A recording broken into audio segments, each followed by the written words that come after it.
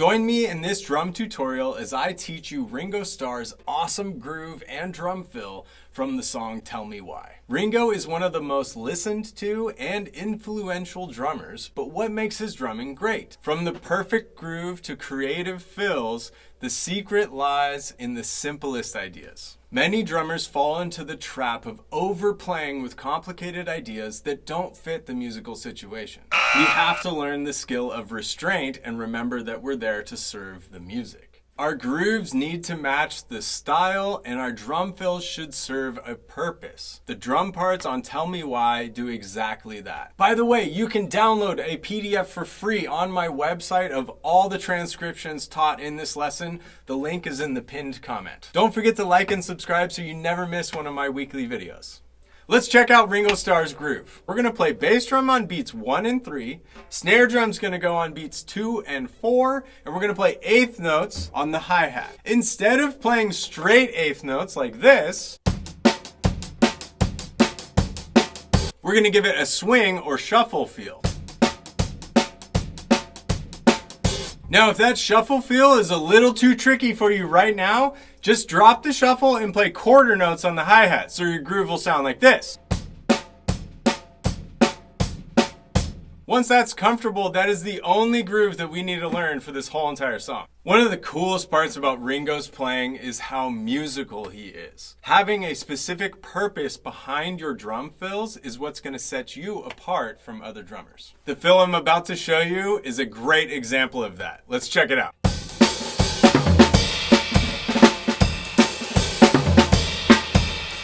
Ringo plays this fill to set up hits with the band. We're going to play crash cymbal with the bass drum on beat 1 and the and of 2. 1, 2, 3, 4. 1, 2, 3, 4. 1, 2, 3, 4. 1, 2, 3, 4. He keeps the snare drum on beat 2, which helps emphasize those hits. Sounds like this. 1, 2, 3, 4. 1, 2, 3, 4. 1, 2, 3, 4. 1, 2, 3, 4. And finally on beat 4, we're going to play eighth notes. On beat 4, we're going to play a drag, and the and of 4 will just be a regular eighth note. Whole thing sounds like this. 1, 2, 3, 4. 1, 2, 3, 4, and 1, 2, 3, 4, and 1, 2, 3, 4, and. Now let's learn the fill he uses to set up these hits. One thing you may not know about Ringo is he is left-handed, and if you don't use left-hand lead, a lot of his drum fills are really hard to play. For this drum fill, we are going to use eighth note triplets. On beat number 4, we're going to start with that left hand. We're going to go left hand rack tom, right hand floor tom, and the last note of our triplet will be left hand on the snare. Sounds like this. 1, 2, 3.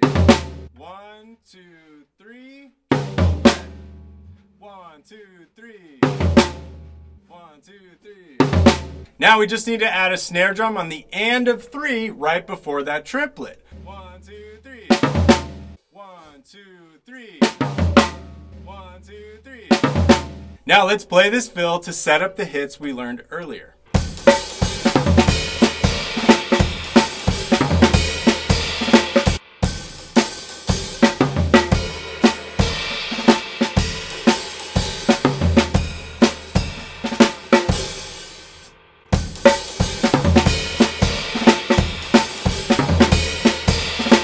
I always tell my students to be creative with their practice, and one way you can do that is by taking the drum fills you're learning and move them to different parts of the drum set. This helps you be creative, keeps your practice really fun, and will help you develop your own vocabulary. One variation you'll hear Ringo play in this tune is to take that triplet, play it all on the floor tom, except for the last note of the triplet we'll play on the snare drum. That sounds like this.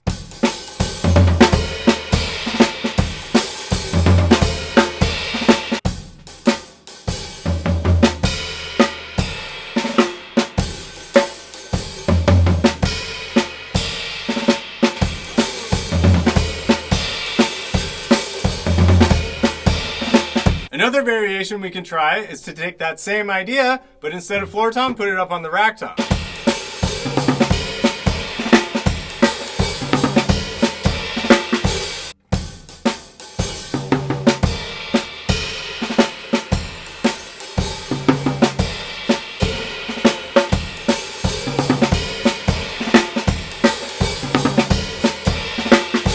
One more variation for you. We're gonna go counterclockwise around the drum set. Take the first note, right hand floor tom. We're gonna go 2 notes on the rack tom, finish on the snare drum.